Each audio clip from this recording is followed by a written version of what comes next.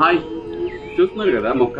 ఇక్కడ మనకు ఒక సర్ప్రైజ్ ఉంది. సర్ప్రైజ్ ఏం కాదు, నేను మొన్న సర్ప్రైజ్ అయ్యాను, బట్ ఈ రోజు మీకు చూపిస్తున్నాను. చూసారా, యాక్చువల్ గా ఇది మన ప్లాంట్, మన గార్డెన్ లో చాలా సార్లు కాయలు వచ్చి కుళ్ళిపోయి ఇంత సైజ్ అవడం, పురుగు పట్టడం, కుళ్ళిపోవడం.